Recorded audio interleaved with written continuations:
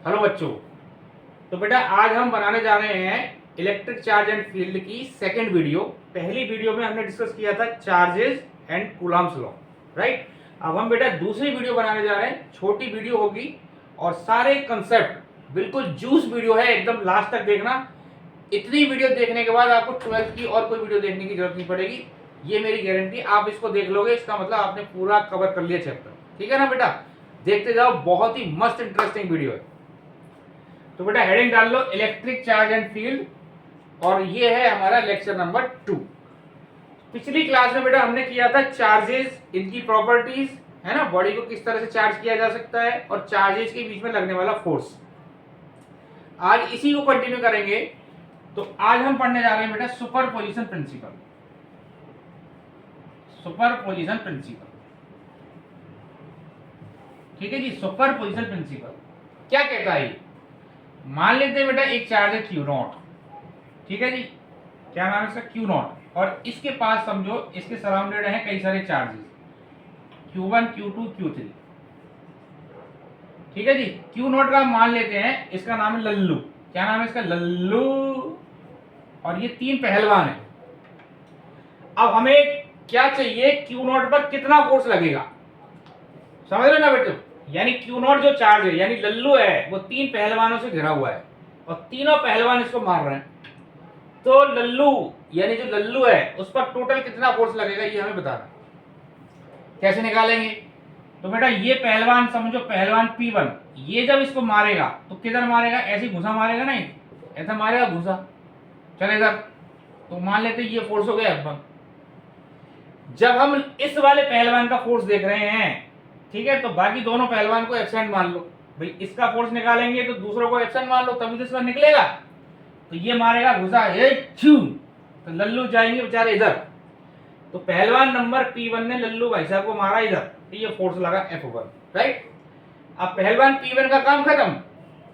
अब आ जाओ दूसरे भाई, ये पहलवान नंबर 2, ये पहलवान इस लल्लू को मारेंगे इधर, ये हो गया F2, ठीक है। ध्यान रखना है, जब एक पहलवान का फोर्स देख रहे हो तो उस केस में दूसरे को एब्सेंट मानना बेटा। अब मान लेते हैं ये है Q3, ये है पहलवान नंबर 3, ये इस लल्लू को किधर मारेगा? चलो इधर, तो ये हो गया F3। तो बेचारा लल्लू कहां जाएगा? लल्लू उधर ही जाएगा जिस पर नेट फोर्स होगा। जिधर नेट फोर्स लगेगा इस लल्लू पर उधर ही जाएगा। तो बेटा नेट फोर्स कैसे निकालेंगे? जितने भी फोर्सेस लग रहे हैं इन सबका vector sum F1 plus F2 plus F3, ठीक है। ये आपका बेटा है सुपरपोजिशन प्रिंसिपल। दोबारा समझो, अगर कोई चार्ज कई सारे चार्जेस से सराउंडेड है तो उस पर लगने वाला जो नेट फोर्स आएगा वो क्या होगा बेटा? Vector sum of the forces of individual charges, right. पहले आपने इसका निकाल लिया, फिर इसका निकाल लिया, फिर इसका निकाल लिया। ध्यान रखना, जब आप Q1 का फोर्स Q0 पर निकाल रहे हो उस केस में बेटा बाकी सारे चार्जेस को क्या मानना है? एब्सेंट। क्योंकि जब आप इसका फोर्स इस पर निकालोगे तो तब दूसरों का मानोगे वो एब्सेंट, तभी तो इसका मेजरमेंट होगा, अदरवाइज तो उसका भी आ जाएगा इसमें। क्लियर हुई ना बेटा बात? तो ये आ गया आपका सुपरपोजिशन प्रिंसिपल। चलो बेटा अब चैप्टर को आगे बढ़ाते हुए, ठीक है ना, चैप्टर को आगे बढ़ाते हैं बेटा। अब हम लिखते हैं इलेक्ट्रिक फील्ड। इलेक्ट्रिक फील्ड ये क्या भला है? इलेक्ट्रिक फील्ड जैसा कि नाम से पता चलता है, फील्ड का मतलब क्षेत्र, एरिया, और इलेक्ट्रिक का मतलब इलेक्ट्रिसिटी। तो ऐसा फील्ड यानी ऐसा एरिया जहां पर इलेक्ट्रिसिटी हो उसको क्या बोलते हैं? इलेक्ट्रिक फील्ड, ठीक है ना। अब बेटा इलेक्ट्रिक फील्ड कहां से आएगी? इलेक्ट्रिक फील्ड तो चार्ज से ही आएगी ना। तो हम क्या निकालते हैं इसमें? बेसिकली हम निकालते हैं electric field intensity. Electric field intensity कितनी होती है? तो मान लेते हैं बेटा एक चार्ज है Q और यहां पर एक चार्ज रखा है Q0। अब हमें ये जो चार्ज है समझो इसका नाम है बेटा A, ठीक है ना। जैसे नाम बताया ना, पहलवान P, ये है लल्लू, पहलवान लल्लू, लल्लू पहलवान, ये पहलवान है, ये लल्लू है, ऐसा याद रखो। तो बेटा ये जो ये लल्लू है भाई साहब, इनकी ताकत बहुत कम है, बहुत कम ताकत है। मतलब इसका जो जो चार्ज का मैग्नीट्यूड है ना Q0, ये बहुत बहुत छोटा है, बहुत छोटा है। तो जो Q है इस Q0 पर किधर फोर्स लगाएगा बेटा? इस तरफ लगाएगा, है ना। तो आप मुझे बताओ इन दोनों पे कितना फोर्स लगेगा, यानी ये जो क्यू है क्यू नॉट पे कितना फोर्स लगा रहा है, k q naught by are square. ये पहलवान इस लल्लू पे इतना फोर्स लगा रहा है। मैं कहूं कि फोर्स ऑन क्यू नॉट पर कितना फोर्स लग रहा है, तो k q naught by are square. Q naught पर इतना फोर्स लगा, तो अगर मैं कहूं यूनिट चार्ज पे कितना फोर्स लगेगा, फोर्स ऑन यूनिट चार्ज, तो आप क्या लिखोगे बताओ, ये है, ये क्या है बताओ, ये है बेटा फोर्स ऑन क्यू नॉट, ये फोर्स ऑन क्यू नॉट। अब अगर मुझे निकालना है फोर्स ऑन यूनिट चार्ज, तो क्या करोगे बताओ, इसको डिवाइड कर दूंगा एफ बाई क्यू नॉट से, तो k q naught by are square divided by q naught से दोनों साइड डिवाइड कर दिया, तो ये कट गया, तो क्या रह गया बेटा, K Q by are square. Electric field आ गया कितना, K Q by are square, ये इलेक्ट्रिक फील्ड आ गया। तो इलेक्ट्रिक फील्ड क्या है, बेसिकली इलेक्ट्रिक फील्ड और फोर्स में इतना सही डिफरेंस है। इलेक्ट्रिक फील्ड का मतलब सिंगल चार्ज की ताकत, यानी सिंगल पहलवान की जो ताकत है, इस सिंगल पहलवान की ताकत क्यू नॉट पर कितनी है, यानी ये कितना फोर्स लगा सकता है, ठीक है ना। तो ये है बेटा K Q by are square. अब ध्यान रखना इसमें जो क्यू नॉट है इसको बोलते हैं बेटा टेस्ट चार्ज, और ये जो फोर्स लगा रहा है, ये जो पहलवान है भाई साहब, ये है सोर्स चार्ज, इनका नाम क्या है, सोर्स चार्ज। टेस्ट चार्ज बेटा हमेशा पॉजिटिव लेते हैं, है ना, ऑलवेज टेकन पॉजिटिव, और ये हमेशा लेना है। सोर्स चार्ज कैसा भी हो सकता है, पॉजिटिव भी हो सकता है, नेगेटिव भी हो सकता है। टेस्ट चार्ज कैसा होगा, पॉजिटिव। अब आप कहोगे क्यों, तो भैया कुछ नई चीज तो हमें माननी पड़ेगी ना। जैसे आपने माना इलेक्ट्रॉन का चार्ज नेगेटिव है, तो नेगेटिव क्यों है, क्यों माना, कुछ माना ना आपने। तो सेम कहानी जब हमने फिजिक्स को डिस्कवर किया, तो हमने माना कि टेस्ट चार्ज जो है वो बहुत छोटा है, बहुत बहुत बहुत छोटा, बहुत छोटा। क्यों भाई इतना छोटा क्यों, क्योंकि जब हमें इसकी ताकत देखनी है तो हम इसकी ताकत को क्या कर देते हैं, नेग्लेक्ट, कि इसके पास कोई ताकत नहीं है ना। यानी इसका अगर हम मैग्नीट्यूड बहुत कम कर देंगे तो इसका इलेक्ट्रिक फील्ड नेग्लेक्ट हो जाएगा, तो इसका इलेक्ट्रिक फील्ड मेजरमेंट हो जाएगा। यानी इसको हम इसलिए मिनिमम करते हैं ताकि इसका इलेक्ट्रिक फील्ड क्या हो जाए बच्चों, मिनिमम, तो इसका मेजरमेंट हो जाएगा, राइट। तो बेटा इलेक्ट्रिक फील्ड आ गया हमारे पास पॉइंट चार्ज से k Q by are square. Clear है यहां तक, के क्यू बाई आर स्क्वायर। यानी अगर बेटा आपके पास एक सिंगल चार्ज रखा है, एक सिंगल चार्ज रखा है, ये बेटा आर डिस्टेंस पर है हमारा, तो इस चार्ज से जो इलेक्ट्रिक फील्ड आएगा बेटा, ये आएगा के क्यू बाई आर स्क्वायर। बस इतना सा याद रखना। डायरेक्शन क्या होगी, ये इसको इधर मारेगा, ठीक है, डायरेक्शन का मतलब मारने की दिशा, दोनों है, ये इसको किधर मारेगा, इधर मारेगा, चलो ये मारेगा, ये ई और ये आर। अगर इनमें ग्राफ खींचना है बेटा तो कैसे ग्राफ आएगा, इस तरह से, ये ई वर्सेस आर का ग्राफ, ठीक है, क्लियर है। अब देखो बेटा इसमें भी आपने जो अभी क्या देखा, इलेक्ट्रिक फील्ड का जो फॉर्मूला है इसको आपने याद रखना है, एफ बाई क्यू नॉट, है ना। फोर्स का मतलब है बेटा न्यूटन, इसको लिखते हैं कूलम, तो ये इसकी यूनिट हो गई न्यूटन बाई कूलम। अब हम इसको ऐसे भी डिफाइन कर सकते हैं कि जैसे अगर मैं लिखता हूं बेटा क्यू नॉट इक्वल टू 1, समझो 1 कूलम ले लिया मैं, क्यू नॉट की वैल्यू क्या ले ली, 1 कूलम, तो बेटा इलेक्ट्रिक फील्ड कितना आ गया, एफ के बराबर, ठीक है। तो इसको हम ऐसे भी डिफाइन करते हैं कि what is electric field intensity. Electric field intensity कुछ नहीं है, it is the force experienced by the unit charge. अगर यूनिट चार्ज जो फोर्स एक्सपीरियंस करेगा उसी का नाम क्या है, इलेक्ट्रिक फील्ड। क्लियर है, E इक्वल टू एफ, अगर क्यू नॉट को 1 ले लेंगे तो E इक्वल टू एफ आ जाएगा, ठीक। तो बेटा अब देखते हैं इसमें सुपरपोजिशन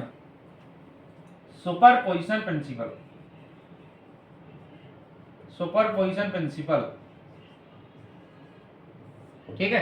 तो देखो बेटा ये क्या कह रहा है, मान लेते हैं हमारे पास Q1 है, ये Q2 है, ये Q3 है, कई सारे, जैसा अभी देखा ना सेम सब कुछ।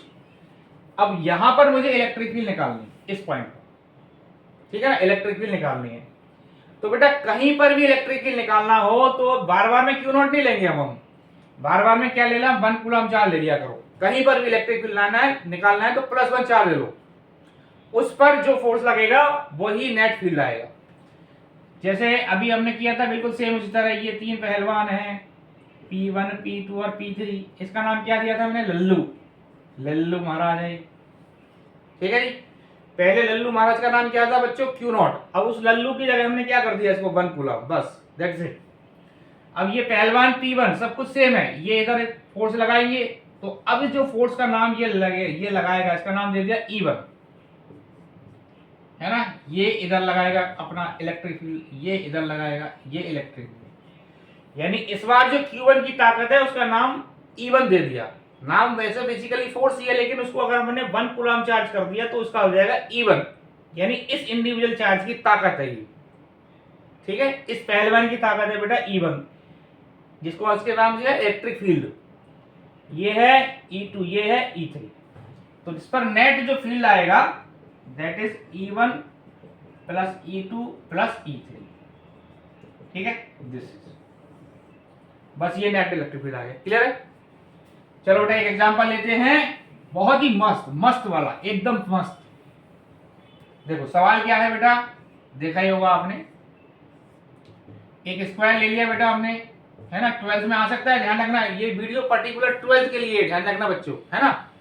जो बच्चे 12th की तैयारी कर रहे हैं या जो बच्चे नीट और जेई की तैयारी कर रहे हैं, लेकिन उनका जो मेन फोकस है अभी 12th के लिए, तो स्पेशली ये बोर्ड के लिए वीडियो बनाई हुई है बच्चों, ठीक है। तो यहाँ ध्यान रखना। अब जैसे हमें निकालना है Q Q Q and Q। अब बेटा अपने को इस O पॉइंट पर क्या निकालना है? इलेक्ट्रिक फील्ड निकालना है, इलेक्ट्रिक फील्ड निकालना है, ठीक है। तो मैंने क्या बताया, इलेक्ट्रिक फील्ड कहीं भी निकालना हो तो क्या करोगे? 1 कूलम चार्ज ले लोगे। तो यहाँ क्या रख दो? 1 कूलम चार्ज, ओहो 1 कूलम। ये कौन है? आप ध्यान ही गए, ये है लल्लू महाराज, ये 4 पहलवान, ठीक है ना। तो बेटा ये जो है Q, इसको इधर फोर्स लगाएगा, यानी इसकी ताकत इधर है, समझो E1, ये इधर लगाएगा। इसको ज्वाइन कर देता हूं तरह से। यहां पर अपने को इलेक्ट्रिक फील्ड निकालनी है, तो ये इधर और ये इधर। भाई ये वाला इधर फोर्स लगाएगा, यानी इधर इलेक्ट्रिक फील्ड लगाएगा, इधर ये लगाएगा इलेक्ट्रिक फील्ड, ठीक है। और बेटा इधर ये जो चार्ज है ये वाला, इसकी इलेक्ट्रिक फील्ड की डायरेक्शन क्या होगी? ध्यान रखना, ये इधर होगी और ये इधर होगी। चार्ज से अबे, अपने से दूर, ध्यान रखना। डायरेक्शन कैसे निकालते हैं? अगर दो चार्जेस पॉजिटिव हैं तो मैं जो फोर्स लगाऊंगा मेरे से दूर, मैं ऐसे तो घुसा मारूंगा ना, ऐसा मैं घुसा मारू यूं, तो डायरेक्शन एरो किधर जा रहा है? इधर, इधर मारूंगा उसको मैं, तो ये किधर मारेगा इसको? डिशुम, E1, ये डिशुम, ये डिशुम, ये डिशुम, ठीक है। चारों मार रहे हैं डिशुम डिशुम डिशुम डिशुम, तो इधर मर गया बेचारा। एक इधर से फोर्स आया, एक इधर से फोर्स आया, ये दोनों बराबर हैं तो ये दोनों कैंसिल हो गए, क्योंकि सब कुछ सेम है। तो जितना E1 होगा उतना E2 होगा, जितना E3 है जितना E4 है। तो नेट कितना आ गया बेटा इलेक्ट्रिक फील्ड इसमें? बताओ, 0। यानी ये इलेक्ट्रिक फील्ड यहाँ पर कितना आया? 0। क्लियर है। चलो बेटा अब लिखते हैं डाइपोल। डाइपोल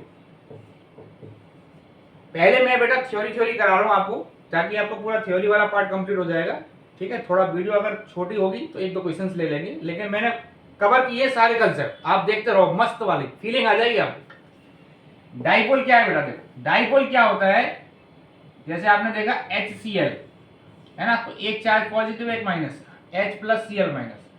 तो अगर एक चार्ज पॉजिटिव हो दूसरा नेगेटिव हो, इन दोनों के कॉम्बिनेशन को क्या बोलते हैं? डाइपोल। क्लियर है बच्चों।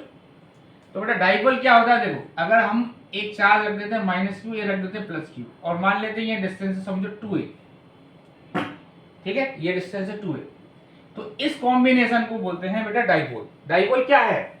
जब दो इक्वल एंड अपोजिट चार्ज किसी सेपरेटेड हो छोटी सी डिस्टेंस से, इसको क्या बोलते हैं? डाइपोल। डाइपोल, डाई मतलब दो, डाई मतलब दो, पोल जिसमें दो पोल हों, समझ गए ना, एक प्लस एक माइनस, एक प्लस एक माइनस, एक प्लस एक माइनस, तो -Q + Q, डाइपोल। तो डाइपोल क्या हुआ बेटा? ये तो हो गया डाइपोल। अब इसकी चीज है, इसके अंदर होता है एक डाइपोल मोमेंट। डाइपोल मोमेंट ये क्या कहता है? Q × 2a, ये होता है डाइपोल मोमेंट। चार्ज, किसी भी एक चार्ज का मैग्नीट्यूड, -Q और +Q में एक चार्ज मैग्नीट्यूड ले लो Q, इनटू इन दोनों के बीच की सेपरेशन, इन दोनों का जो प्रोडक्ट होगा उसको बोलते हैं dipole moment, Q into 2a। इसकी डायरेक्शन क्या होगी, ध्यान रखना। डाइपोल मोमेंट बेटा वेक्टर क्वांटिटी है, ध्यान रखना। एक एक नंबर के क्वेश्चंस उसमें आ सकते हैं एमसीक्यू टाइप में। ये कैसी क्वांटिटी है बेटा, ये वेक्टर क्वांटिटी है। वेक्टर यूनिट क्या होगी इसकी, अगर आपसे यूनिट पूछे तो इसकी हो गई बेटा कूलम और इसकी हो गई metre, coulomb into metre. Direction क्या होती है इसकी, -q से +q, ठीक है। और तीसरा क्या है बेटा, इसकी अगर आपको वो निकालनी है डायमेंशन, तो कूलम की डायमेंशन होगी AT इंटू m की होगी L, ठीक है, मीटर। तो ALT, ए एरिया नहीं है, ए का मतलब है ampere, ampere into time into metre, ठीक है, ALT। ये इसकी ये होगी डायमेंशन। क्लियर है? जो बच्चे लिखना चाह रहे हैं वीडियो पॉज करके लिखते जाओ बेटा फटाफट।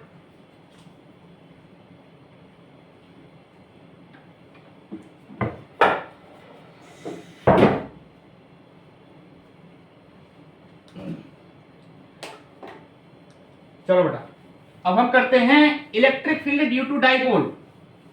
छोटी सी वीडियो, परेशान मत हो, बहुत मस्त वाली, देखते जाओ देखते जाओ देखते जाओ, ठीक है ना। इलेक्ट्रिक फील्ड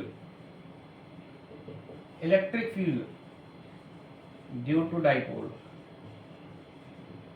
है ना। Electric field due to dipole, मैं समझ सकता हूँ आपकी भावनाओं को, है ना।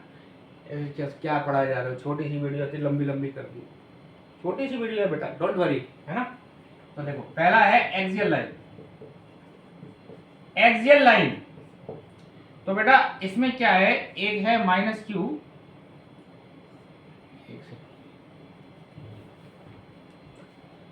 ये है हमारा -q और ये है +q, ठीक है। अब इसकी एक्सिस ये है बेटा, ये है ना। इसकी एक्सिस के किसी पॉइंट P पर हमें क्या निकालना है, इलेक्ट्रिक फील्ड।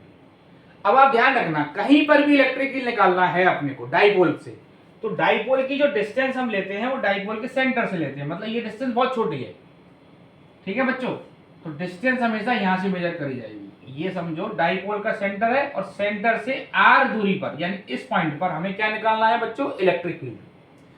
अच्छा, इलेक्ट्रिक फील्ड कहीं पर भी निकालना हो बेटा, तो मैंने क्या बताया आपको, यूनिट चार्ज ले लो, यानी 1 कूलम चार्ज वहां पर रख दो, +1 कूलम चार्ज, ये आपने सोचना है ना, ये रखना ही है, मतलब दूसरा ऑप्शन नहीं सोचना कि -1 रख दूं। ध्यान रखना, कहीं पर भी इलेक्ट्रिक फील्ड निकालना है तो क्या रखना है वहां पर, +1 कूलम चार्ज। तो अब अपने को यहां निकालना है इस वाले पॉइंट पर। तो मान लेते हैं बेटा ये डिस्टेंस है 2a, ये वाली, तो ये बेटा r है, ये है a, तो ये कितनी हो गई बताओ, ये पूरी r है, ये a है, तो ये कितनी हो गई, r - a, ठीक है।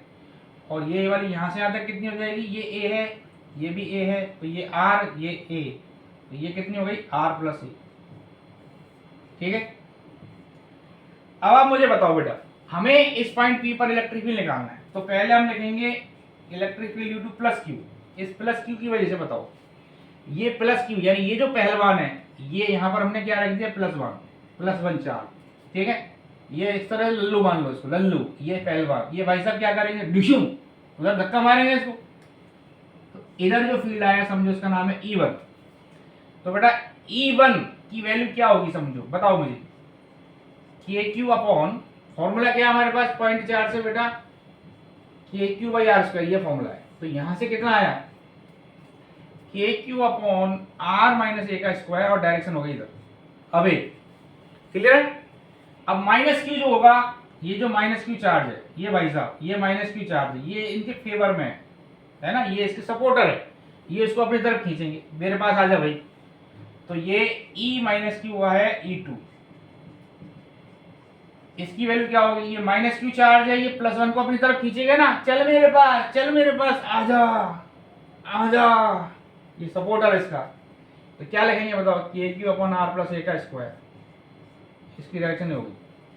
अब इस बेचारे पास, इसको एक तो पहलवान P1 है जो इसको मार रहा है धूम, दूसरा जो इसका सपोर्टर है वो अपनी तरफ बुला रहा है, तो ये इस पर जो नेट लगेगा, अब आप मुझे बताओ इसमें जो है ये मारने वाला पहलवान की ताकत ज्यादा है या जो सपोर्टर उसकी ज्यादा है, बताओ। क्योंकि इधर आप देखो बच्चों, इधर मैग्नीट्यूड कम है, इधर सॉरी इधर r - a है, इधर r + a है, इधर डिनोमिनेटर कम है, इधर ज्यादा है, तो ये वाला कम होगा, तो नेट इस तरफ ही रहेगा। यानी इन दोनों को देख रहे हो ना बच्चों, तो इसमें E1 की वैल्यू E1 कम हो, E1 ज्यादा होगा as compare to E2, E1 का मैग्नीट्यूड ज्यादा है एज कम्पेयर टू E2, तो नेट ये होगा। तो नेट फील्ड क्या आएगा बेटा, E1 माइनस E2, ठीक है ना।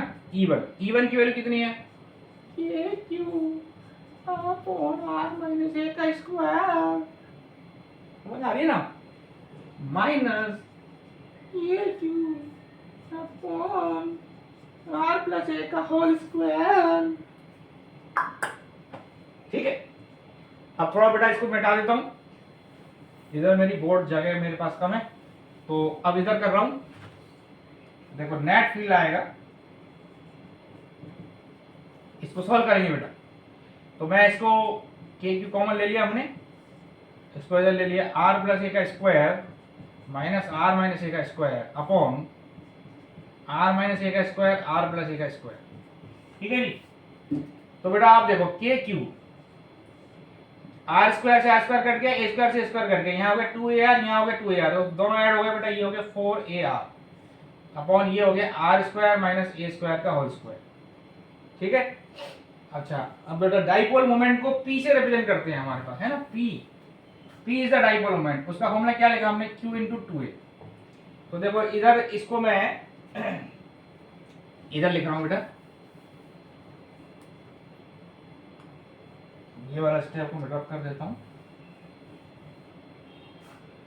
ठीक है। तो देखो बेटा E जो आया नेट, ये कितना आया, के क्यू, इसको मैं ऐसे लिख दिया 2a इंटू 2r, एक ही बात है ना, 2q into 2a 2r upon R square minus A square का होल स्क्वायर। अब q इंटू 2a क्या है हमारे पास, p है, ये p लिखा हुआ है, तो बेटा ये आ गया 2kpr, इसको लिख दिया p, 2kpr upon R square minus A square का होल स्क्वायर, तो ये नेट फील्ड आ गया हमारे पास 2kpr upon R square minus A square का होल स्क्वायर। अब ध्यान रखना जो एक्चुअल रिलेशन है बेटा ये यही है। अब हम इसमें एक कंडीशन लगा देते हैं कि ये डाइपोल की जो डिस्टेंस होती है ये बहुत छोटी होती है, बहुत बहुत छोटी एज कंपेयर टू आर, मतलब हम यहाँ पे लिखते हैं इफ ए बहुत छोटा है आर की कंपेरेटिवली, ये डिस्टेंस बहुत छोटी है, तो ए स्क्वायर को नेग्लेक्ट कर सकते हैं, तो ये हो जाएगा आर की पावर 4, आर से आर कट गया, तो फाइनल फॉर्मूला क्या हो गया 2kp बाई आर क्यू, बस ये फॉर्मूला होगा equal to 2kp by R cube, ये आपने पढ़ा ही होगा। लेकिन बेटा एग्जैक्ट फॉर्मूला जो है वो ये है, ये तो बन के आया, ये कब है, जब ए बहुत छोटा होता है, जो कि ए की वैल्यू है वो छोटी होती है, क्लियर है। अरे वाह इतने सारे डेरिवेशन, मैं समझ सकता हूं बेटा आपकी फीलिंग्स, है ना। अब आप ध्यान से देखो बेटा, इसमें जो डायरेक्शन आएगी, ई की जो डायरेक्शन आएगी इस पॉइंट पर किधर आएगी बताओ, इस पर आपने देखे दो फील्ड आ रहे हैं, देखो इसको मैं दोबारा सजा देता हूं, इधर माइनस क्यू है प्लस क्यू है, डाइपोल की डायरेक्शन क्या होती है बताओ, डाइपोल की डायरेक्शन होती है माइनस क्यू से प्लस क्यू, तो ये डाइपोल की डायरेक्शन होगी पी, ये तो डायरेक्शन होगी डाइपोल की। अब यहाँ पर प्लस क्यू तो इसको रिपेल कर रहा है, माइनस क्यू इसको अपनी तरफ खींच रहा है, तो नेट किधर होगा बेटा, देखो E1 है ये E2 है, अभी क्या बताया मैंने आपको, E1 का मैग्नीट्यूड ज्यादा है तो नेट फील्ड इधर ही आएगा, यानी नेट फील्ड की डायरेक्शन भी इधर ही आएगी, ये नेट फील्ड आएगा।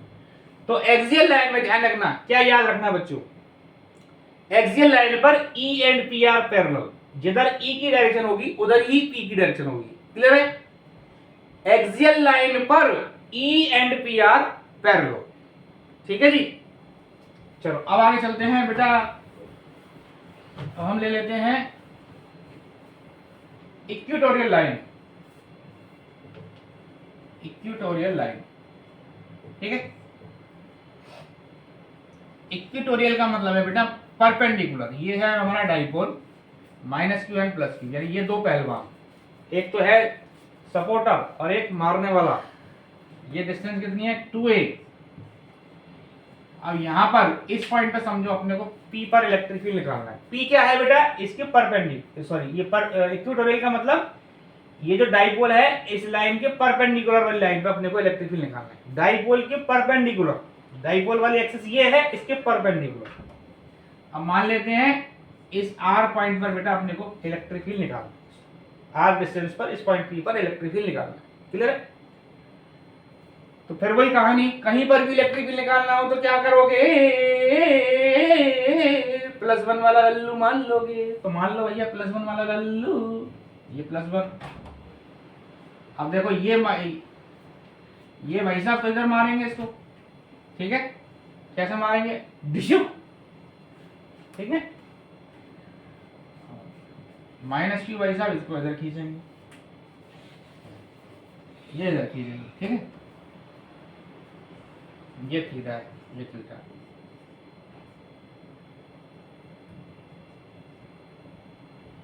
ठीक है जी। ये इधर ये E1 है बेटा, ये E2, ये है बेटा A हमारा, और ये कितना हो गया, ये R। तो ये डिस्टेंस कितनी हुई बताओ, √a² + r², और ये भी कितनी हो गई, √a² + r²।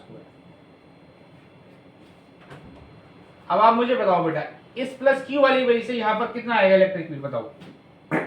फॉर्मूला क्या है हमारे पास, kq/r², r का मतलब ये डिस्टेंस, a² + r² का अंडर का होल स्क्वायर, यही E1 होगा, यही E2 होगा, जितना E1 है उतना E2 है, दोनों का मैग्नीट्यूड सेम होगा।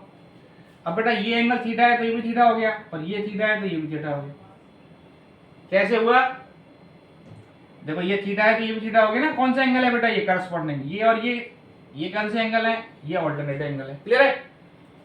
तो अब बेटा अगर हम यहाँ पर इसमें कंपोनेंट बनाते हैं इसके इलेक्ट्रिक फील्ड के, देखो यहाँ पर E1 है, ये E2 है, तो इसका E1 का इधर कंपोनेंट कितना आएगा, E1 cos थीटा, E1 का इस तरफ, E1 का थीटा के अलग कंपोनेंट E1 cos थीटा। इसी तरह E2 का, ये जो E2 है, E2 का थीटा के अलग कंपोनेंट कितना आएगा, बोलो, E2 cos थीटा। इधर क्या आएगा, E1 sin थीटा, इधर क्या आएगा, E2 sin थीटा, ठीक है, ये दोनों। अब चूंकि E1 और E2 का मैग्नीट्यूड सेम है बच्चों, E1 और E2 का मैग्नीट्यूड क्या है, सेम है, तो ये दोनों कैंसिल हो गए, ठीक है, ये दोनों कैंसिल हो गए, तब इधर ही बचा नेट फील्ड आ गया बेटा आपके पास कितना, E1 cos theta + E2 cos theta. E1 और E2 क्या हो गए, दोनों बराबर है, तो 2E1 cos थीटा। अच्छा E1 कितना है, E1 ये रहा, kq/a² + r²।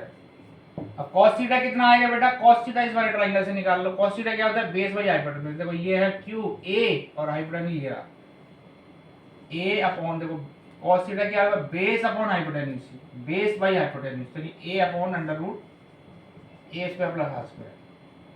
अब kq a को हम लिख सकते हैं, इसको ऐसे लिख दिया मैंने, k × 2qa, ऐसे लिख सकते हैं। तो 2qa है बेटा p, ये हो गया 2kp अपॉन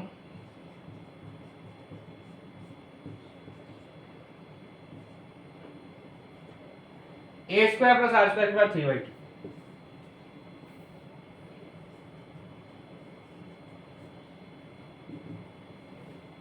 ठीक है, ये फील्ड आ गया।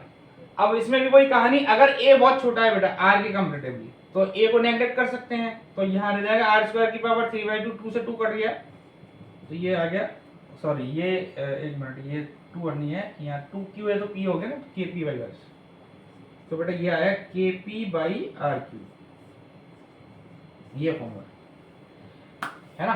अब ध्यान रखने की याद क्या है, इसमें ध्यान रखना है तुम्हें, देखो बेटा डाइपोल की डायरेक्शन तो होती है -q से +2, ये डाइपोल है तुम्हारा, ये वाला, ये डाइपोल की डायरेक्शन है, और इलेक्ट्रिक फील्ड इधर है, डाइपोल इधर और इलेक्ट्रिक फील्ड इधर। तो क्या याद रखना है बेटा, इक्वेटोरियल लाइन पर, कौन सी लाइन पर, इक्वेटोरियल लाइन पर P ऐसे और E ऐसे, यानी P और E क्या हो गए, एंटी पैरेलल। P और E क्या हो गए बच्चों, एंटी पैरेलल। ये P तो ऐसे है और E ऐसे, P वैसा इधर जा रहे हैं, E इधर जा रहे हैं, P इधर, E इधर। इक्वेटोरियल लाइन पर P और E क्या होते हैं, एंटी पैरेलल। बोलो एक बार, इक्वेटोरियल लाइन पर P और E क्या होते हैं, एंटी पैरेलल। बोलो मेरे साथ, इक्वेटोरियल लाइन पर P और E एंटी पैरेलल होते हैं, और एक्सियल लाइन पर क्या होते हैं, दोनों सेम डायरेक्शन में, सेम डायरेक्शन में होते हैं, क्लियर है।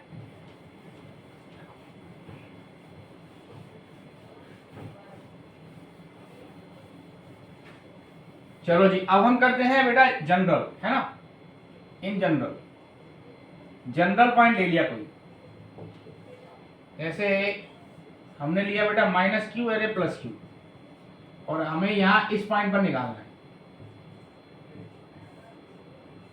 Electric field.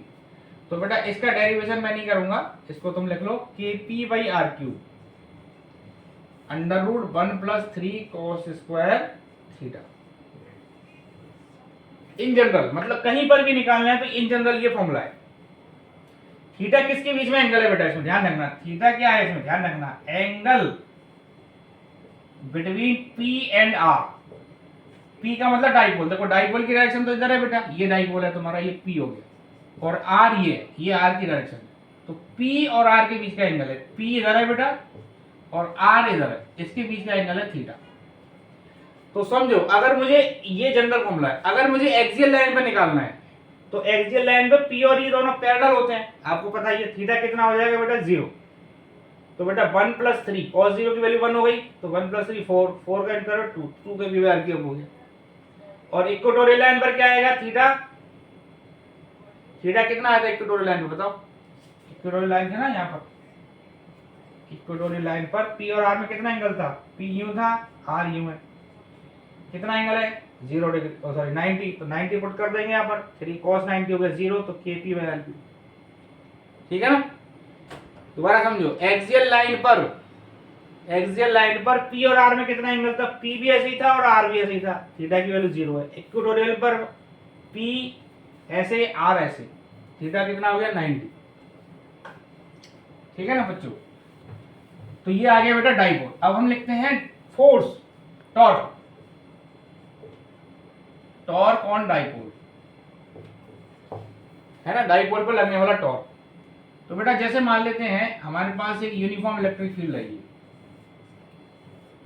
ठीक है बच्चों, क्या रख दिया हमने यूनिफॉर्म इलेक्ट्रिक फील्ड, और यहां पर एक डाइपोल को रख दिया हमने, समझो ये -q है और ये +q, ये -q है बेटा, ये +q है।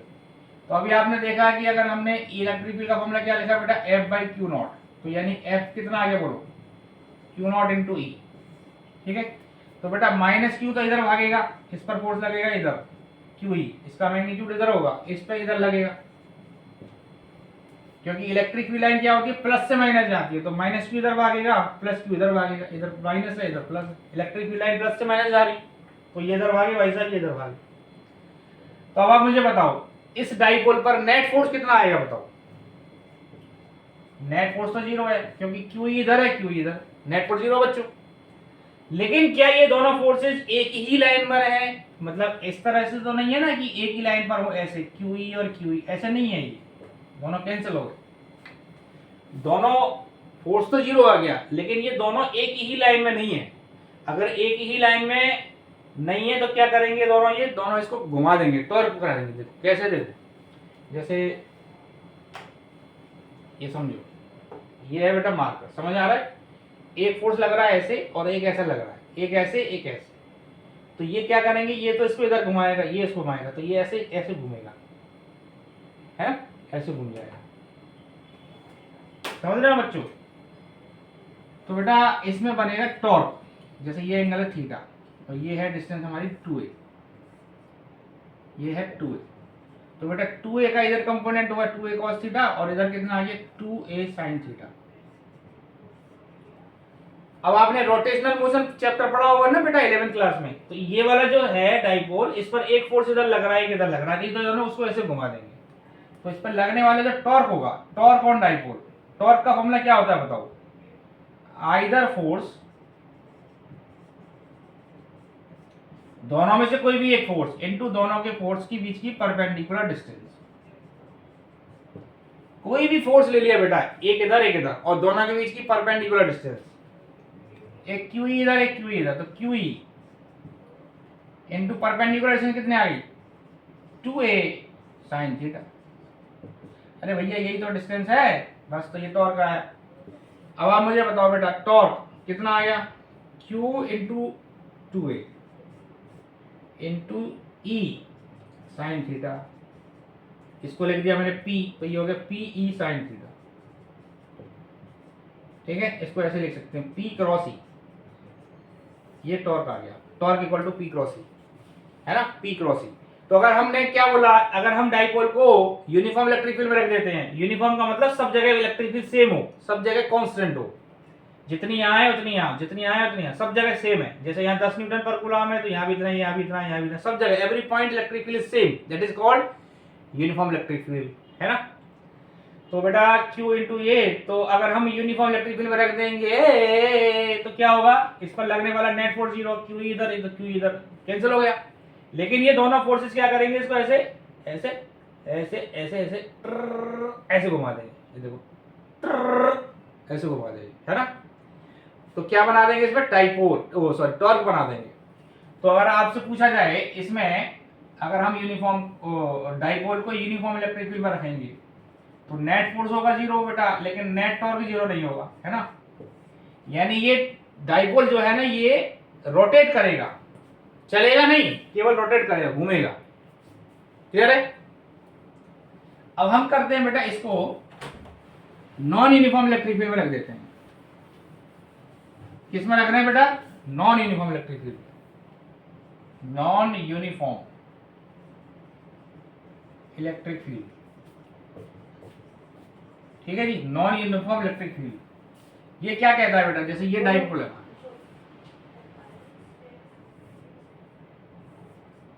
ये ठीक है, यहां पर माइनस क्यू है या प्लस क्यू है, सॉरी उल्टा लिख दिया, माइनस क्यू प्लस क्यू। इस बार क्या होगा, प्लस ये माइनस, तो ये बेटा इधर इस पर फोर्स लगेगा QE1 और इस पर किधर लगेगा QE2, क्योंकि इधर मैग्नेटिक इलेक्ट्रिक फील्ड ज्यादा है, इधर देखो लाइन पास पास है, इधर दूर दूर है, ठीक है ना। तो बेटा इधर फील्ड की वैल्यू है समझो QE1, मतलब E1 फील्ड है तो फोर्स कितना हो गया QE1, इस पे कितना है QE2 प्लस और ये माइनस। तो आप मुझे बताओ क्या ये दोनों फोर्सेस सेम है ना, बिल्कुल नहीं, इधर अलग है ये अलग है। तो कहने का मतलब इसमें नेट फोर्स 0 नहीं होगा, नेट फोर्स 0 नहीं होगा, यानी ये चलेगा भी, साथ में ये दोनों फोर्सेस क्या करेंगे, इसको दोबारा इसी तरह घुमाएंगे, तो घुमाएगा भी। तो कहने का मतलब क्या हुआ बच्चों, अगर हमने डाइपोल को नॉन यूनिफॉर्म इलेक्ट्रिक फील्ड में रख दिया तो डाइपोल भाई साहब चलेंगे भी और घूमेंगे भी, मतलब इनका मोशन होगा इस तरह से। देखो ये डाइपोल है बच्चों, तो ये आगे भी चलेगा और घूमेगा भी, ऐसे चलेगा जैसे ट्रक का पहिया चलता है, ये ऐसे ऐसे जाएंगे भाई साहब डाइपोल, ठीक है जी।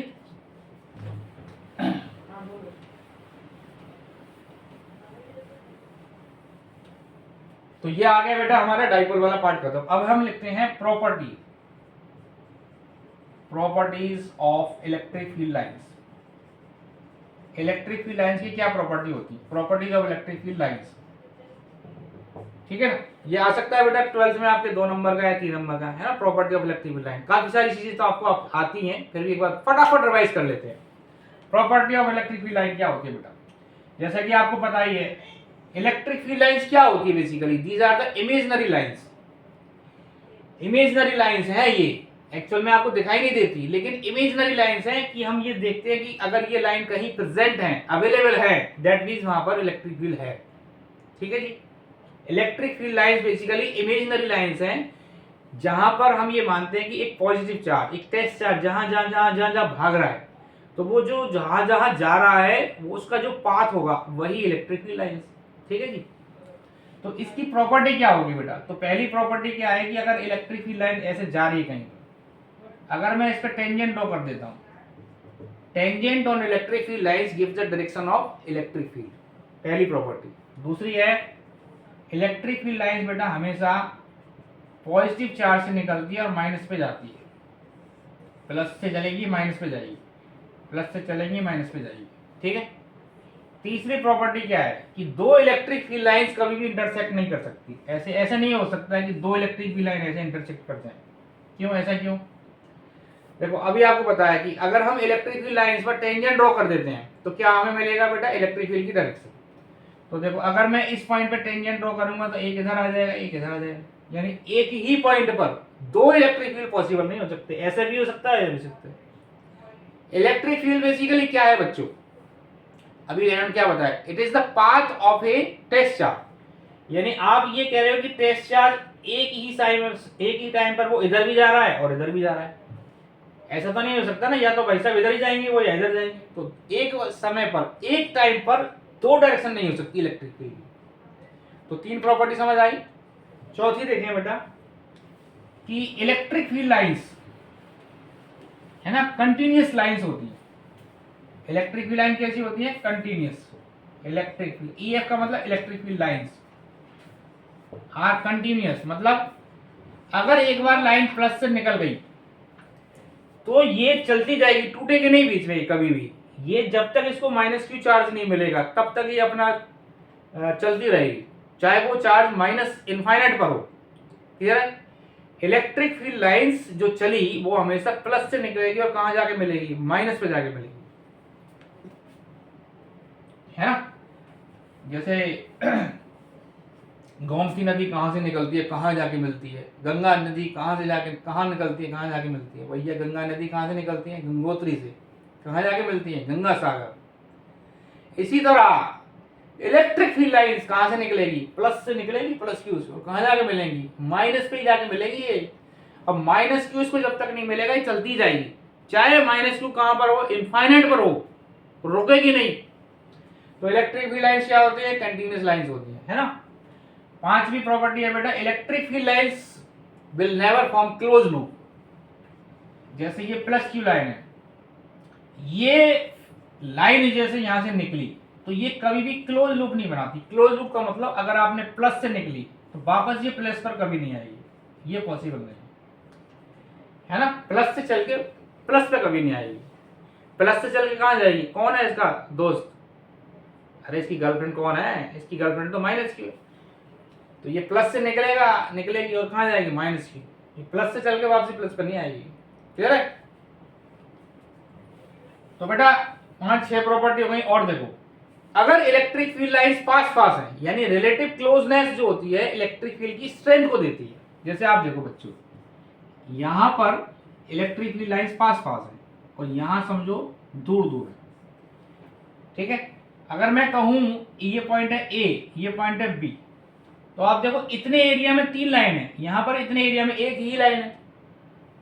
तो relative closeness of the electric field lines gives the strength of electric field. तो कहां पर इलेक्ट्रिक फील्ड ज्यादा होगा बेटा, ए पर। तो ई ए ग्रेटर देन ई बी, ठीक है।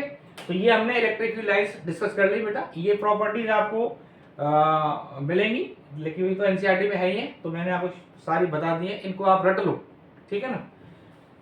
अब हम आगे चलते हैं बच्चों, बोर तो नहीं हो रहे ना, थोड़ा थ्योरी वाला पार्ट ज्यादा हो गया, डोंट वरी, पहले अभी खत्म कर लेते हैं फिर न्यूमेरिकल करेंगे 1-2।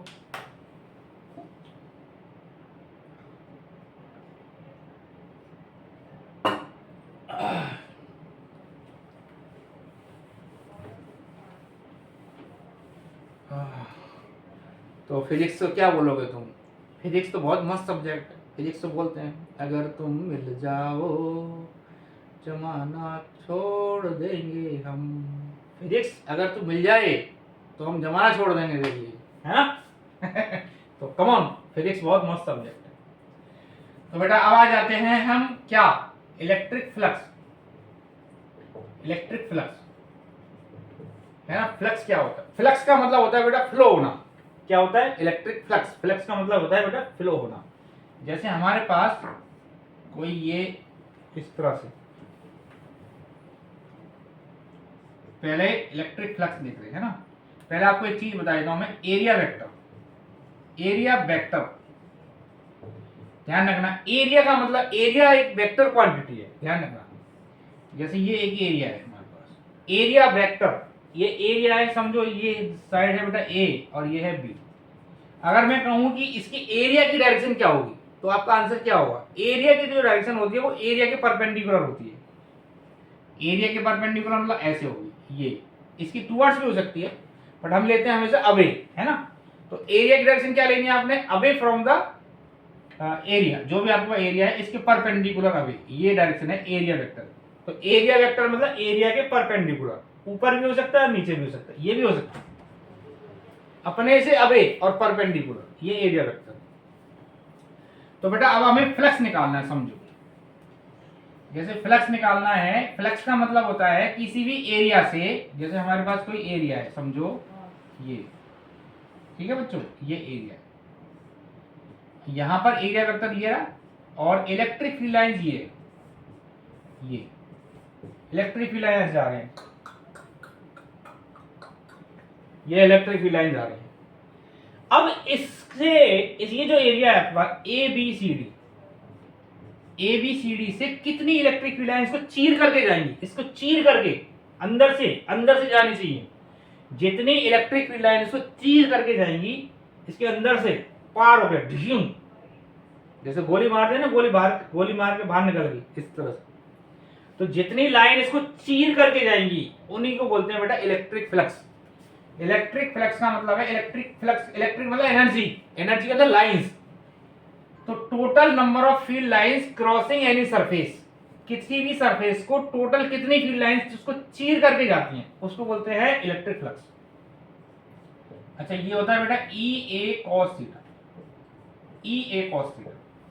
थीटा क्या है यहाँ पर, अभी तो बेटा इसमें ई और ए एरिया वेक्टर ये है, थीटा है angle between E and A, area electric field and area vector के बीच है। इलेक्ट्रिक फील्ड भी ऐसे ही है, एरिया वेक्टर भी ऐसे, लेकिन समझो ये कोई ऐसी सरफेस है जिसमें एरिया वेक्टर ऐसे है और इलेक्ट्रिक फील्ड लाइन समझो ऐसे जा रही है इस तरह से, तो ये एंगल आ गया थीटा, ठीक है।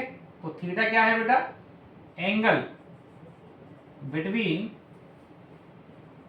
Electric field and area vector,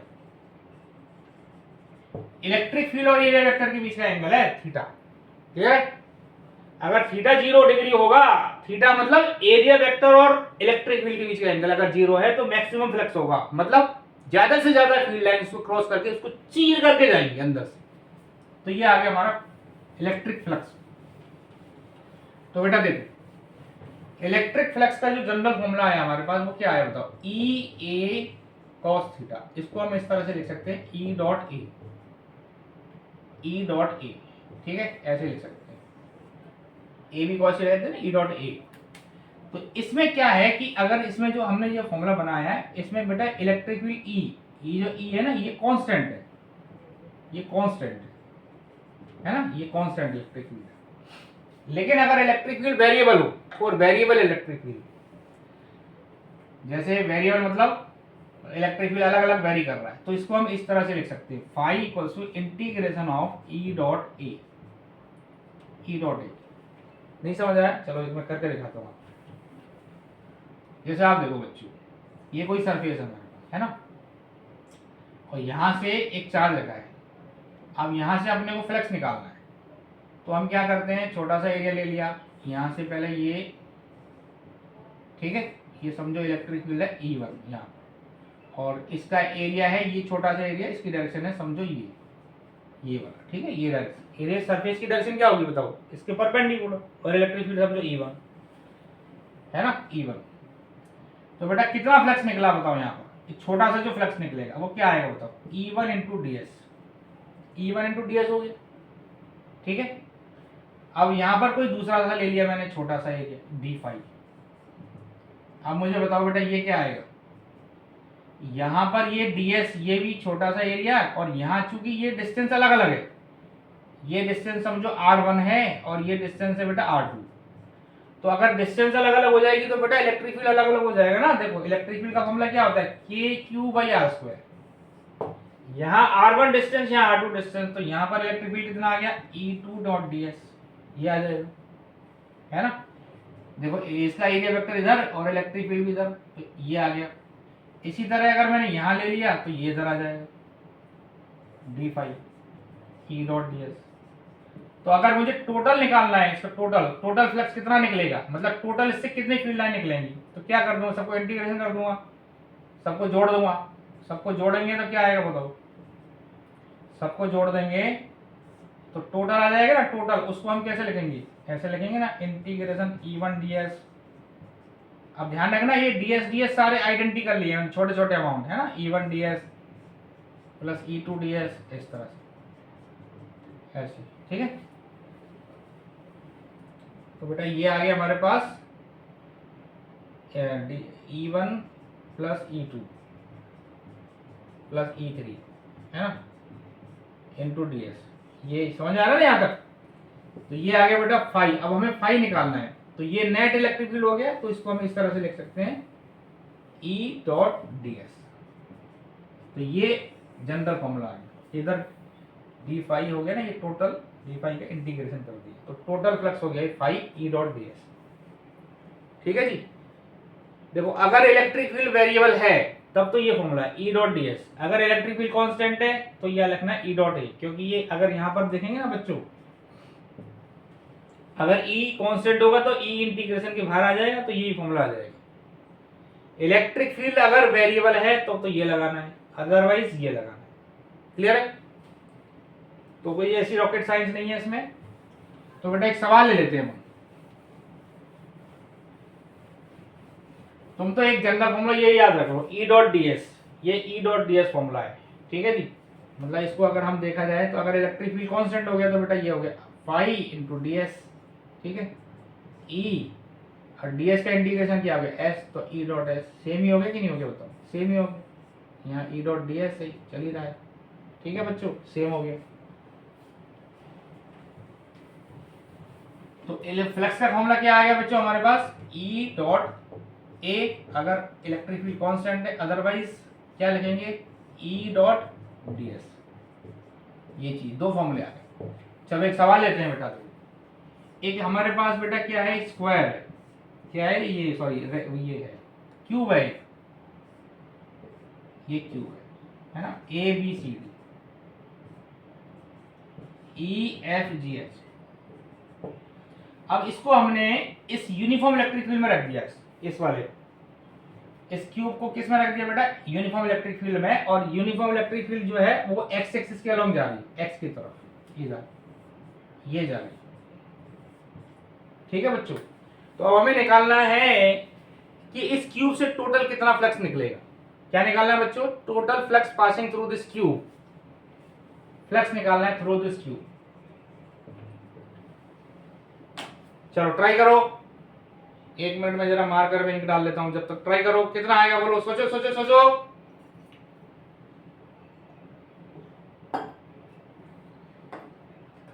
सोचो जल्दी, मैं मार्कर में इंक डाल रहा हूं जरा।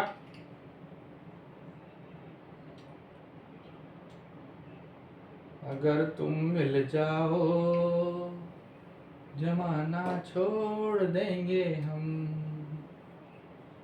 अरे मिलो तो सही पहले। जमाना तो बाद में छोड़ेंगे। कुछ और मत सोचना बेटा, मैं फिजिक्स की बात कर रहा हूँ। हाँ कुछ और सोच रहे हो। चलो शुरू करें। तो बेटा क्या कह रहा है? A B C D E F G H. ए भैया, ए मेरे बच्चा, बताओ कितना फ्लक्स निकलेगा? तो फ्लक्स का फॉर्मूला क्या है बेटा? ई डॉट ए, यानी ई ए कॉस थीटा। तो पहले तो याद ये रखो, जहां पर भी थीटा 90 डिग्री आ जाएगा वहां तो फ्लक्स निकलेगा ही नहीं।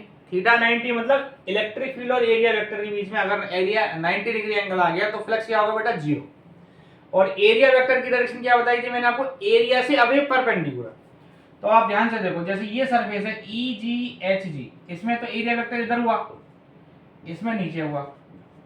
तो बताओ बेटा इस वाली सरफेस, जो ऊपर वाली सरफेस दिख रही है, क्या यहां से फ्लक्स निकलेगा? नहीं निकलेगा, क्योंकि इलेक्ट्रिक फील्ड लाइन तो ऐसे जा रही है, यूं जा रही है। एरिया वेक्टर इधर है तो इसका फ्लक्स जीरो। फ्लक्स का मतलब इधर से कोई लाइन चीर के नहीं जा रही है इसको, तो इधर फ्लक्स जीरो है। इसी तरह ऐसा नीचे वाले में भी फ्लक्स जीरो आ जाएगा। ठीक है ना, 90 डिग्री। अच्छा अब दो सरफेस पीछे है बेटा, एक पीछे एक आगे। ये वाली सरफेस ये कौन सी है? A B F E. इसका एरिया वेक्टर इधर आएगा बाहर की तरफ, जिधर से आप देख रहे हो, टुवर्ड्स यू। और इलेक्ट्रिक फील्ड इधर है तो इसमें भी 90 डिग्री एंगल, तो इसका भी फ्लक्स जीरो, पीछे वाले का भी जीरो। तो कौन सी सरफेस से फ्लक्स निकलेगा बेटा? तो निकलेगा बेटा ये ए ई एच डी, ए ई एच डी, ए ई एच डी। अब बताओ मुझे, इसका एरिया वेक्टर इधर हुआ इस तरफ और फील्ड लाइन जा रही है इधर, कितना एंगल आ रहा है बताओ? ई ए cos 180। देखो ई अंदर, एरिया इधर, ई ए cos 180। cos 180 होता है -1, तो माइनस ई ए, ये हो गया सर। अब हम निकालेंगे इस वाले से बी एफ जी सी। फाई बी एफ जी सी। तो बेटा इसमें एरिया वेक्टर इधर आएगा, एरिया के परपेंडिकुलर बाहर की तरफ, तो कितना आ गया ई ए कॉस 0। इसमें कितना एंगल आया 0 डिग्री, तो ई ए हो गया। तो बेटा ये है माइनस ई ए, ये ई है, तो फ्लक्स टोटल कितना आ गया माइनस ई ए प्लस ई ए, यह है 0 बस। तो नेट फ्लक्स 0। तो कहने का मतलब क्या याद रखोगे बताओ, कम ऑन। अगर इलेक्ट्रिक फील्ड के अंदर, यूनिफॉर्म इलेक्ट्रिक फील्ड के अंदर किसी भी क्यूब को रख देते हैं या कोई भी बंद सरफेस को रख देते हैं तो उससे फ्लक्स कितना निकलेगा 0। क्लियर है? तो बेटा एक चीज और मैं आपको बताता हूं, इसके अंदर क्लोज सरफेस क्या होती है। देखो एक कंसेप्ट याद रखना है बेटा, क्लोज सरफेस। क्लोज सरफेस क्या होती है बेटा? क्लोज सरफेस ऐसी सरफेस जिसका कुछ वॉल्यूम हो और वो बंद हो। ध्यान रखना, जैसे आप कहोगे बताओ ये वाली सरफेस, क्या ये सरफेस क्लोज है? No, this is not a close surface. Close surface का क्या मतलब होता है? ऐसी सरफेस जिसका कुछ वॉल्यूम हो, है ना, और वो क्लोज हो। जैसे ये है हमारा स्फीयर, ये स्फीयर, या ये हमारा बेटा एक क्यूब है ना, ये है क्लोज सरफेस। तो क्लोज का मतलब समझ आया? ऐसी सरफेस जो क्लोज्ड हो, क्लोज मतलब जो 3D में हो, जिसका कुछ वॉल्यूम हो, है ना, उसको क्या बोलते हैं? Closed surface. क्लियर है? तो बेटा ये इलेक्ट्रिक फ्लक्स हम कर रहे हैं। अब आ जाते हैं हम गॉस लॉ पे।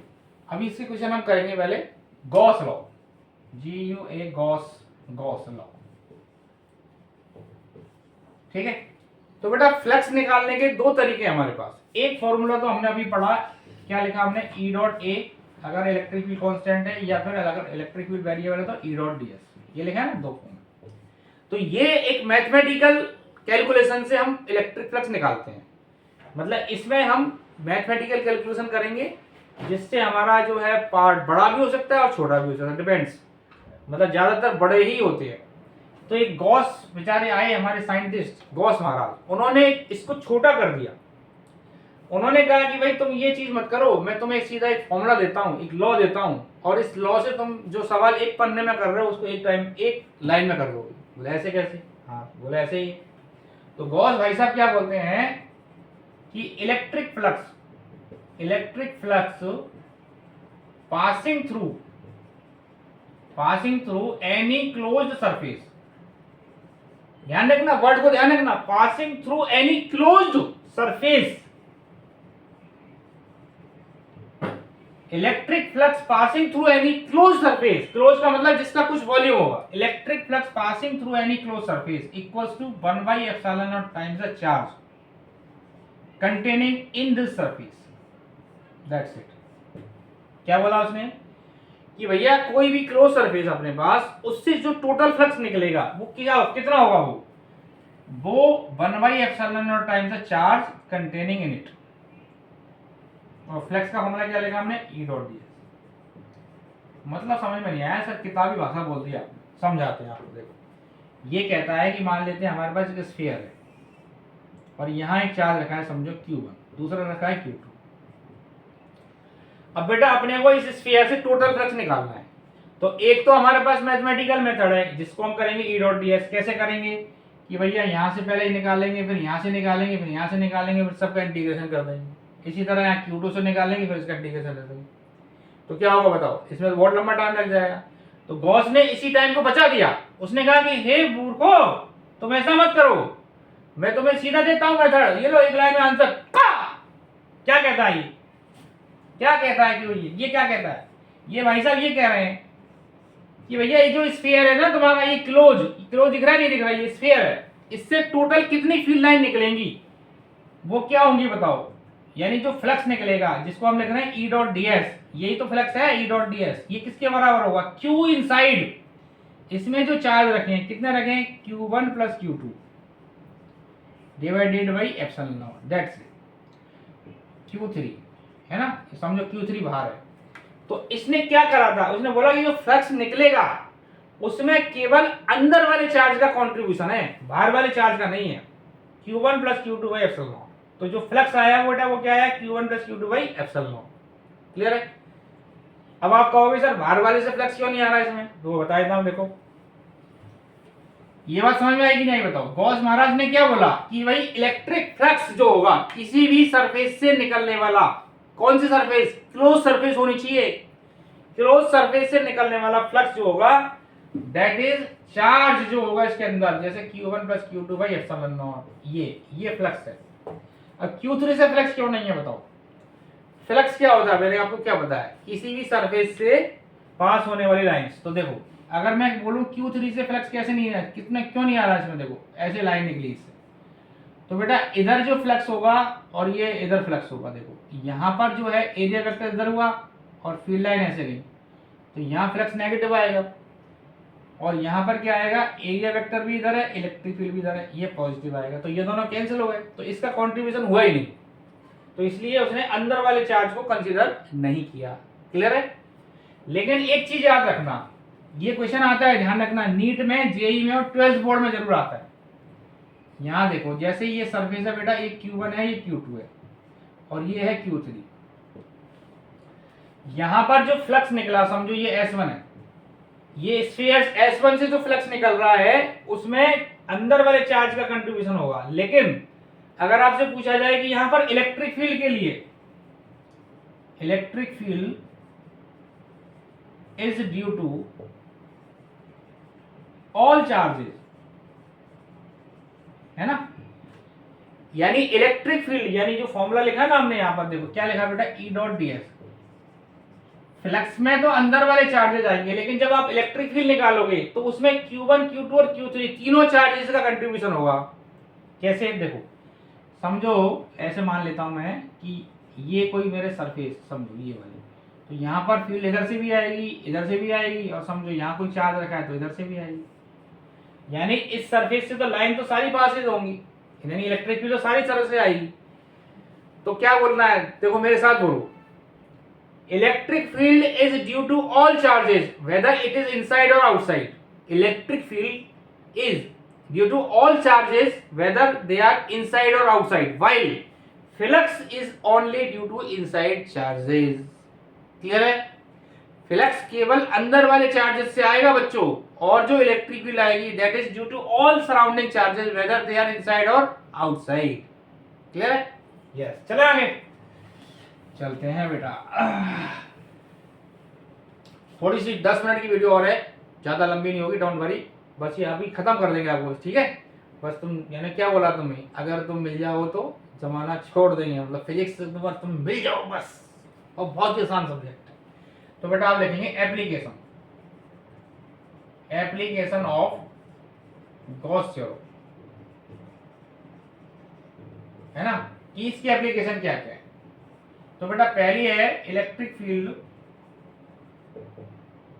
Electric field due to line charge, है ना, लाइन चार्ज हमारा ये लॉन्ग है, लॉन्ग लाइन चार्ज है ना, जैसे बेटा एक लाइन पर एक चार्ज रखा है plus plus plus plus plus plus plus plus, है ना, तो इसकी वजह से मान लेते हैं इस पॉइंट P पर मुझे इलेक्ट्रिक फील्ड निकालना है बच्चों, ठीक है, इस पॉइंट P पर निकालना है। तो पहले ध्यान रखो कि जो गॉसियन सरफेस है, वो जो गॉस लॉ है वो केवल एक क्लोज सरफेस के लिए वैलिड होती है, ध्यान रखना। क्लोज, गॉस ने स्पेशली बोला कि electric field due to close surface. तो अगर आपको इस वाले लाइन चार्ज से समझो R पॉइंट पर मीटर निकालना है इलेक्ट्रिक फील्ड, और इसकी लीनियर चार्ज डेंसिटी हमारे को दे रखी है, लीनियर चार्ज डेंसिटी, है ना, लीनियर चार्ज डेंसिटी लैम्डा, ये क्या बला होती है, ये होती है charge per unit length, Q/L, ठीक है, घबराओ मत, Q/L charge per unit length. इस पॉइंट पर इलेक्ट्रिक निकालना है। तो गॉस क्या कहता है, गॉस कहता है कि भैया जो तुम्हारे पास चार्ज है पहले इसको सराउंड कर दो, इसको किसी क्लोज सरफेस में बंद कर दो, डब्बे में बंद कर दो, तभी भी इलेक्ट्रिक फ्लक्स निकाल पाओगे। तो आप मुझे बताओ इसके सराउंडिंग ये जो लाइन है ये क्या है, एक तरह से सिलेंडर है, तो इसको अगर मैं एक सिलेंडर में बंद कर दूं इस तरह से, देखो ऐसे, ठीक है जी, ये लाइन चार्ज है, ये जैसे ये दिख रहा है पेन बच्चों, ये पेन पर समझो प्लस चार्ज है, अगर मुझे इसको क्लोज करना है तो इसकी जैसा एक सिलेंडर बनाना पड़ेगा दूसरा। तो जो सिलेंडर आपने बनाया इसी को हम बोलते हैं बेटा गॉसियन सरफेस, गॉसियन सरफेस। इसको गॉसियन सरफेस बोल दो या क्लोज सरफेस बोल दो, कुछ भी बोल दो, बेसिकली ये क्लोज कर दिया हमने, ये जो चार्ज पड़ा हुआ था ना इसको क्लोज कर दिया। अब बेटा इलेक्ट्रिक फील्ड लाइन तो ऐसे निकलेंगी, इधर और इधर, है ना, इधर इधर ऐसे निकली, इधर निकली, दोनों साइड चला चार्ज है। अब फ्लक्स का फॉर्मूला क्या लिखा हमने, बोलो ई डॉट डी या ई डॉट ए ले लेते हैं, इक्वल टू क्या लिखा है, क्यू बाई एप्सिलॉन नॉट, यही ना फॉर्मूला। तो बेटा अब आप ध्यान से देखो हमारे पास कितनी सरफेस है, ये पहली सरफेस और ये दूसरी सरफेस और ये तीसरी सरफेस। तो आप मुझे बताओ बेटा यहां पर इलेक्ट्रिक फील्ड लाइन पहली सरफेस से फ्लक्स कितना आएगा बताओ, इसका एरिया वेक्टर इधर हुआ इस वाली सरफेस का और इसका इधर हुआ। देखो इस वाली सरफेस का एरिया वेक्टर इधर और इलेक्ट्रिक फील्ड इधर, कितना एंगल हुआ बताओ, इलेक्ट्रिक फील्ड ऐसे जा रही है, एरिया वेक्टर इधर, एंगल हुआ 90, तो इसका फ्लक्स 0 हो गया, ई डॉट ए cos 90, है ना, इसका 0 और इसका भी 0। तो फ्लक्स किससे निकल रहा है, केवल इस वाली सरफेस। ये वाली सरफेस कौन सी है बेटा, इसको बोलते हैं कर्व सरफेस। यहां लिखा जाएगा E A equal to Q by epsilon not, E तो निकालना है एरिया। देखो ये सिलेंडर दिख रहा है बच्चों आपको, ऐसे फील्ड निकल रहा है, ऐसे इलेक्ट्रिक फील्ड लाइन निकल रही है। तो आप मुझे बताओ ये अगर सिलेंडर है तो इसका कितना होता है, ये वाला कर्व सरफेस एरिया कितना होता है बोलो, इसको लेते हैं 2 पाई आर एल, है ना, ये मान लेते हैं एल हमारी लंबाई है इसकी, 2 pi R L equal to Q. Q का फॉर्मूला क्या लिखा हमने, Q lambda equal to Q by L, तो क्यू कितना आ गया बेटा लैम्बडा एल, तो यहाँ लिख सकते हैं lambda L by epsilon naught, L से एल कट गया तो ई कितना आ गया lambda upon 2 pi epsilon not R, ये हमारा इलेक्ट्रिक फील्ड आ गया। यानी इस वाले से ये जो लाइन चार्ज है 6 पॉइंट पर इलेक्ट्रिक फील्ड है lambda by 2 pi epsilon not R, E inversely proportional to R, E और ये आर, इस तरह से ग्राफ आ जाएगा, है ना, इसको बोलते हैं रेक्टेंगुलर हाइपरबोला।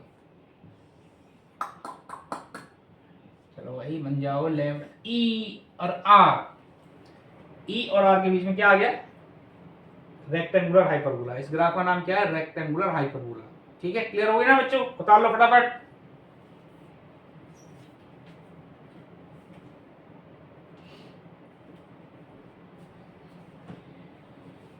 चलो बेटा दूसरी एप्लीकेशन लिख लेते हैं, फटाफट लिख लो, 2 एप्लीकेशन और बची हैं और ये चैप्टर तुम्हारा खत्म, ये छक्का। चलो बेटा लिखो, दूसरा एप्लीकेशन लिखेंगे हम, electric field due to infinite thin long sheet. ठीक है बच्चों, देखो ये हमारे इनफाइनाइट थिन शीट है, ये वाली, यहां पर हमारे को बेटा इस पॉइंट पर इलेक्ट्रिक फील्ड निकालना है, समझो इस पॉइंट, ठीक है। तो हमने क्या बोला, पहले हमें क्या करना पड़ेगा बेटा, गॉस थ्योरम लगाने के लिए पहले गॉसियन सरफेस बनानी पड़ेगी, है ना। तो बेटा हमारे को बेटा इस पॉइंट पर इलेक्ट्रिक फील्ड निकालना है, समझो। और इसमें सिग्मा जो है इसको हम बोलते हैं surface charge density, surface charge density. Sigma मतलब होता है बेटा चार्ज पर यूनिट एरिया, इसको बोलते हैं Q by A. Surface charge density मतलब एक सरफेस पे कितना चार्ज डिस्ट्रीब्यूट हो रहा है, ठीक है बच्चों। तो यहां पर हम क्या करते हैं बेटा, पहले कोई एक गॉसियन सरफेस बना लेते हैं। देखो ये इलेक्ट्रिक फील्ड लाइन तो इधर दोनों साइड निकलेंगी ना, ऐसे फील्ड लाइन इधर भी जा रहा है इधर भी जा रहा है, तो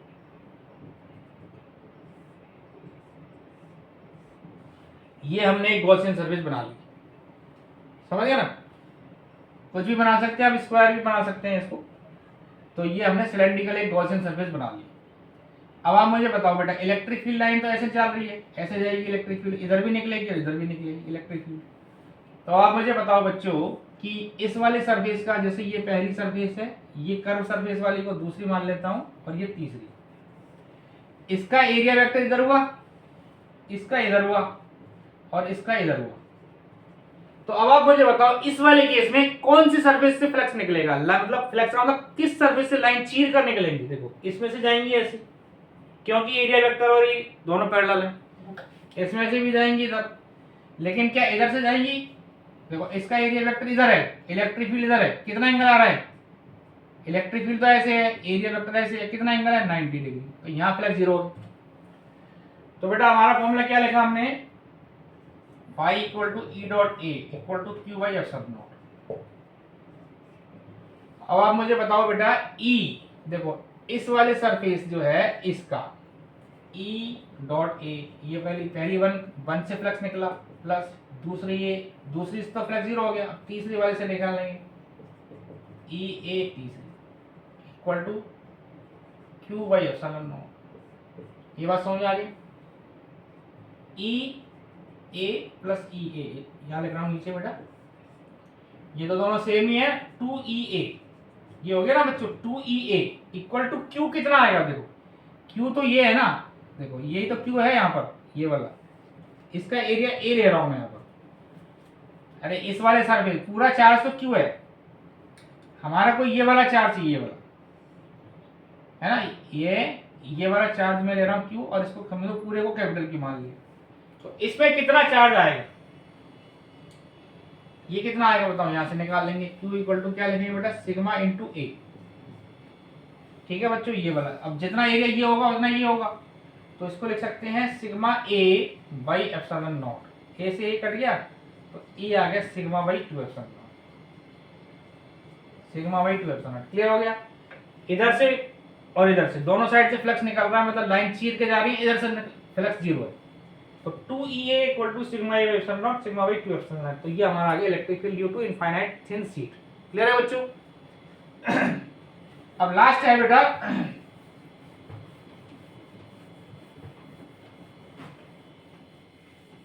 electric field due to semi sphere, electric field due to hollow sphere ले लेते, ठीक है, ये होलोस्फीयर है हमारा, होलोस्फीयर।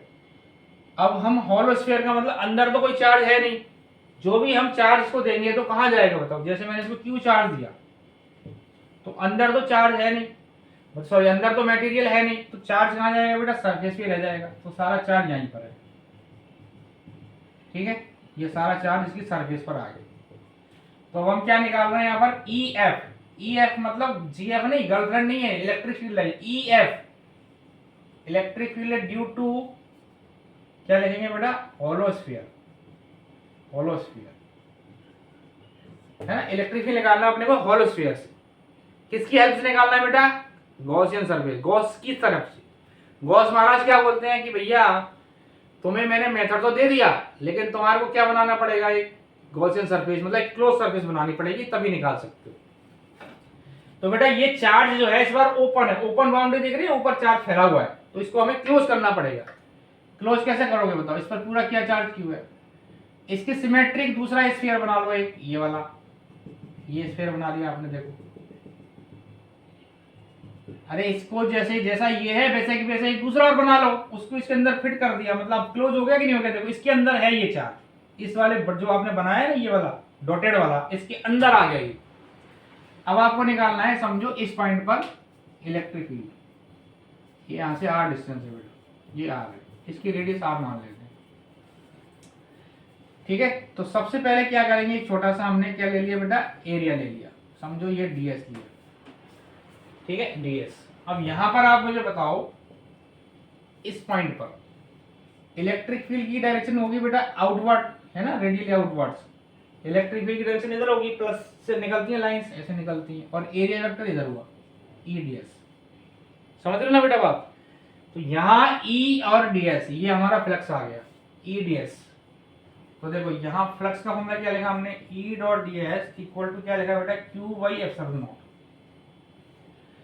समझ रहे हो मेरी बात को, Q और DS और E दोनों सेम डायरेक्शन में है, तो एंगल कितना आ गया 0 डिग्री, E और DS दोनों सेम डायरेक्शन में। अगर आपने यहां पर कोई लिया दूसरा एरिया, तो बेटा DS यहाँ भी इधर और E भी इधर, दोनों सेम सेंस में, तो यहाँ भी सेम 0 डिग्री एंगल बनेगा। तो कहने का मतलब आप कितने भी सारे ले लो, तो टोटल यहाँ पर आप देखेंगे तो इलेक्ट्रिक फील्ड हमेशा सेम रहेगा, क्यों, क्योंकि बेटा डिस्टेंस सबकी सेम है, देखो यहाँ भी r डिस्टेंस, ये डिस्टेंस भी r ही होगी, और चार्ज भी सेम ही है। चार्ज इलेक्ट्रिक फील्ड का फॉर्मूला क्या होता है बोलो, KQ बाई r स्क्वायर, सब जगह चार्ज भी सेम है, डिस्टेंस भी सेम है, तो इलेक्ट्रिक फील्ड सेम आएगा। तो आप देखो बेटा, और यहाँ पर ई डी एस, इसको लिख सकता हूँ E D S cos zero equal to Q by epsilon naught. ये बात समझ में आई कि नहीं आई? तो 0 डिग्री क्यों आ रहा है? देखो ई और डी एस के बीच में कितना एंगल है? 0 डिग्री। यहाँ पर 0, यहाँ पर ऐसे कोई भी आप ले, जैसे यहाँ ले लिया आपने ई और डी एस, यहाँ भी यही है, तो कॉस जीरो आएगा हमेशा। ठीक है बच्चों, अब इलेक्ट्रिक फील्ड सब जगह कांस्टेंट है तो इसको बाहर निकाल सकते हैं, इंटीग्रेशन आ गया ds equal to Q by epsilon not. E into ds कितना आ गया? इसका कितना आया बताओ? जो सरफेस आपने मानी है गॉसियन सरफेस का एरिया कितना आया? 4/r² Q by epsilon not. ds का मतलब पूरा एरिया हो गया ना सरफेस का बेटा। इस पूरे सरफेस का एरिया कितना होता है? 4/r²। तो ई आ गया बेटा 1/4πε0 Q/r²। ये हमारा आ गया electric field due to this sphere. ठीक है, के क्यू बाई, इसको के बोल सकते हैं आप, के क्यू बाई r²। इसमें जो पॉइंट हमने लिया है वो स्फीयर के बाहर लिया है, ध्यान रखना। पहला जो केस है ये है outside, outside the sphere, sphere के आउटसाइड। ठीक है, ये तो के क्यू बाई r²। समझ आई बात? अब बेटा अगर हम पॉइंट को ले लेते हैं सरफेस पर ही, एट द सरफेस, यानी पॉइंट को यहां ले लिया हमने, इस बार इस पॉइंट पे निकालना है, तो जो r की वैल्यू होगी बेटा स्मॉल r से रिप्लेस हो जाएगी, है ना। r को लिख सकते हैं कैपिटल R, तो यहां आ जाएगा के क्यू बाई r²।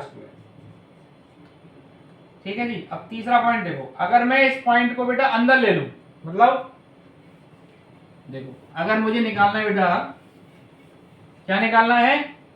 ये स्फीयर है और पॉइंट मेरा ये r रेडियस हो गई। इस बार पॉइंट समझो मैंने यहां ले लिया, इस पॉइंट पे इलेक्ट्रिक फील्ड निकालना है, इस पॉइंट पर।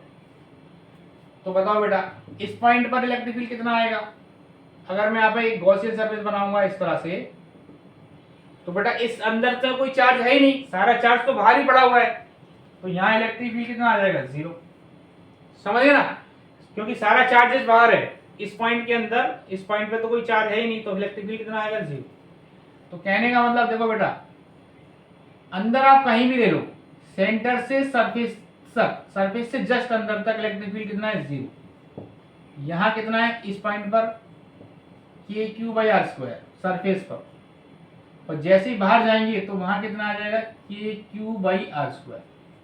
अब अगर आपसे ग्राफ ड्रॉ करवाए बच्चों, तो ग्राफ आप आराम से ड्रॉ कर सकते हो। देखो E वर्सेस R, देखो यहां से लेके यहां तक तो इलेक्ट्रिक फील्ड है ही नहीं, तो इसको ब्लैंक छोड़ दो, है ना। अब यहां से स्टार्ट हुआ तो ये ऐसे ग्राफ होगा, E inversely proportional to r²। ठीक है, यहाँ पे इलेक्ट्रिक फील्ड कितना है? 0। ये और यहाँ कितना है बेटा? K Q by r²। ये सरफेस पर है, ये सरफेस है ये। अब जैसे जैसे आप r बढ़ाते जाओगे इलेक्ट्रिक फील्ड कम होता जाएगा। क्लियर है बच्चों? तो होपफुली आपको मैंने समझ आया होगा। पूरा वीडियो हमने कंप्लीट कर लिया, पूरी थ्योरी खत्म हो गई, बस आप इसको रट लो, समझ लो, सारी चीज अच्छे से अच्छे समझाइए बेटा। ठीक है, कमेंट करो जो चीज आपको और क्या पढ़ना है मेरे को, है ना, तो कमेंट करो, कमेंट में पढ़ता हूँ, वो वीडियो मैं बनाऊंगा। और कमेंट करो बेटा, लाइक करो, शेयर करो, तो मुझे भी और मोटिवेशन मिलेगा, है ना, आप लोगों का प्यार मिलता रहेगा। कोई भी कमी है तो बेटा इग्नोर करना। अभी छोटी मतलब अभी बोर्ड मैंने स्मार्ट नहीं लिया है, लेकिन कंसेप्ट पूरे कवर किए हैं बेटा। उस चीज़ में मत जाओ कि मैं स्मार्ट बोर्ड चाहिए और ये चाहिए, ये सब बहानेबाजी होती है। पढ़ने वाला बच्चा कहीं भी पढ़ लेता है। कंसेप्ट सारे कवर किए हैं। अगली वीडियो में बेटा मैं आपको इसकी क्वेश्चंस कराऊंगा, चैप्टर 1 इज टोटली कंप्लीट। ठीक है बच्चों, थैंक यू।